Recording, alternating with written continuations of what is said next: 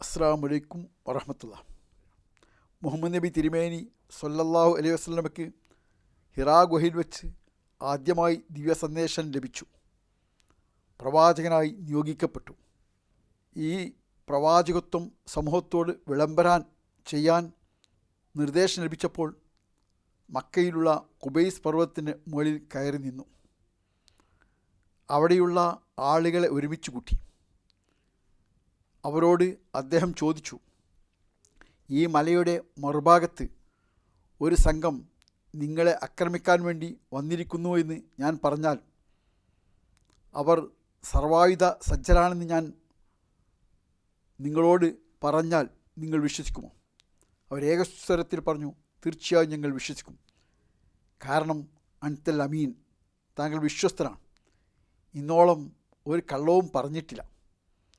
ഈ സന്ദർഭം ഉപയോഗിച്ച് നബി തിരുമേനി അവരോട് പറഞ്ഞു, മനുഷ്യ ജീവിതത്തിൻ്റെ രണ്ട് അവസ്ഥകളെക്കുറിച്ച്, അഥവാ മരണത്തെയും മരണാനന്തര ജീവിതത്തെയും സംബന്ധിച്ച്. ഭൂമിയിൽ മനുഷ്യരെ സൃഷ്ടിക്കുകയും സംരക്ഷിക്കുകയും ചെയ്ത പ്രപഞ്ചനാഥനായ അള്ളാഹുവിന് അനുസരിച്ച് അവനടിപ്പെട്ട് അവൻ ആരാധിച്ച് ജീവിക്കേണ്ടതിൻ്റെ ആവശ്യകതയെക്കുറിച്ച്. അങ്ങനെ ജീവിച്ചാൽ മരണശേഷം ലഭിക്കുന്ന സൗഭാഗ്യങ്ങളെ സംബന്ധിച്ച്, അഥവാ ആ പ്രപഞ്ചനാഥനെ ധിക്കരിച്ച് ജീവിച്ചാൽ ലഭിക്കാവുന്ന ശിക്ഷയെക്കുറിച്ച്. ഇത് കേട്ടുകൊണ്ടിരുന്ന ആ സമൂഹത്തിൽ അവരുടെ നേതാവായിരുന്ന അബൂലഹബ് പറഞ്ഞു, തബ്ബൻ ലക യാ മുഹമ്മദ് അലി ഹാദ ജമാഅത്ന. മുഹമ്മദെ, നിനക്ക് നാശം, ഇതിനാണോ നീ ഞങ്ങളെ ഒരുമിച്ച് കൂട്ടിയത്? തുടർന്ന് പ്രവാചകനായ മുഹമ്മദ് നബി തിരുമേനി സ്വല്ലല്ലാഹു അലൈഹി വസല്ലമയെയും അദ്ദേഹത്തിന് അനുയായികളെയും മർദ്ദിക്കുക എന്നതായിരുന്നു അബൂലഹബ് ഏറ്റെടുത്ത ദൗത്യം. പ്രവാചകനെ പരമാവധി പീഡിപ്പിച്ചു. ഒട്ടകത്തിൻ്റെ ചീഞ്ഞളിഞ്ഞ കുഴൽമാലകൾ ശരീരത്തിൽ കൊണ്ടുവന്നിട്ടു. പാകം ചെയ്ത ഭക്ഷണത്തിൽ മാലിന്യങ്ങൾ ഇട്ടു. അബൂലഹബിൻ്റെ ഭാര്യ ഉമ്മു ജമീൽ പ്രവാചകൻ്റെ വീടിന് മുമ്പിൽ കല്ലും മുള്ളും കൊണ്ടുവന്നിട്ടു. പ്രവാചകൻ്റെ അനുയായികളെയും പ്രയാസപ്പെടുത്തിക്കൊണ്ടിരുന്നു. ഒരിക്കൽ അബൂലഹബ് നബി തിരുമേനിയോട് ചോദിച്ചു, ഞാൻ നിന്നിൽ വിശ്വസിച്ച് ഇതിന് അനുയായിയായാൽ എനിക്കെന്താണ് കിട്ടുക? അപ്പോൾ പ്രവാചകൻ പറഞ്ഞു, മറ്റെല്ലാ വിശ്വാസികൾക്ക് കിട്ടുന്നതും താങ്കൾക്കും കിട്ടും. അപ്പോൾ ചോദിച്ചു, ഞാനും ഈ അടിമകളും ഒരുപോലെയോ? മറ്റുള്ളവർക്ക് ലഭിക്കുന്നത് മാത്രമാണ് ലഭിക്കുന്നതെങ്കിൽ എനിക്കെന്താണൊരു പ്രത്യേകത, ഒരു ശ്രേഷ്ഠത? അപ്പോൾ നബി തിരുമേനി പറഞ്ഞു, എല്ലാവരും ഒരുപോലെയാണ്.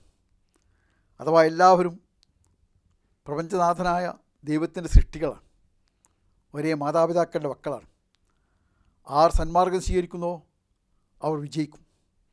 അവർക്കിടയിൽ അവർ അംഗീകരിക്കുന്ന വിശ്വാസത്തിൻ്റെയും ജീവിതവീക്ഷണത്തിൻ്റെയും സ്വീകരിക്കുന്ന സ്വഭാവത്തിൻ്റെയും സമീപനത്തിൻ്റെയും പെരുമാറ്റത്തിൻ്റെയും അടിസ്ഥാനത്തിലല്ലാതെ മറ്റൊരു വിവേചനവുമില്ല, ഒരു വ്യത്യാസവുമില്ല. ഇത് അബൂലഹബിന് അംഗീകരിക്കാൻ കഴിയുമായിരുന്നില്ല.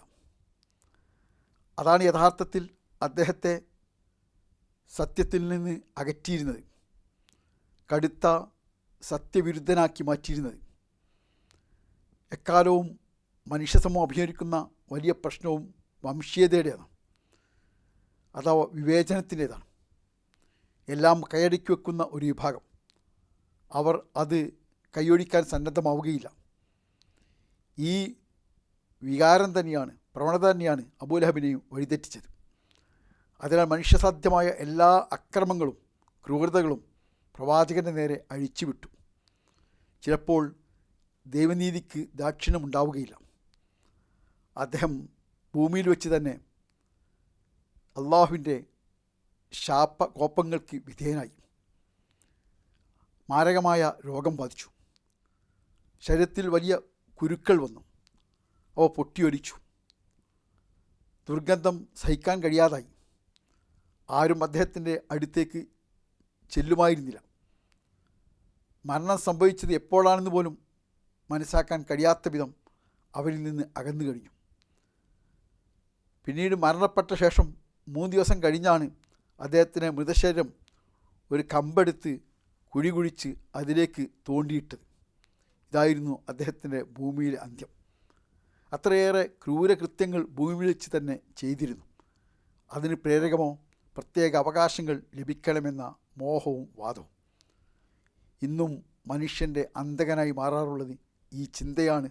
പ്രവാചകൻ തിരുമേനി സ്വല്ലല്ലാഹു അലൈഹി വസല്ലം നശിപ്പിക്കാൻ ശ്രമിച്ചതും ഈ വിവേചന ബോധത്തെയാണ്. മനുഷ്യർ ഒരുപോലെയാണ്, സമന്മാരാണ് എന്ന കാര്യം സ്ഥാപിക്കാനാണ്. ആ പ്രവാചകപാത ഇന്നും ഏറെ പ്രസക്തവും പ്രധാനവും അത്രേ. അത് പിന്തുടരുവാൻ പ്രപഞ്ചനാഥൻ നമ്മെ അനുഗ്രഹിക്കുമാറാവട്ടെ. അസ്സലാമു അലൈക്കും വറഹ്മത്തുള്ളാഹി.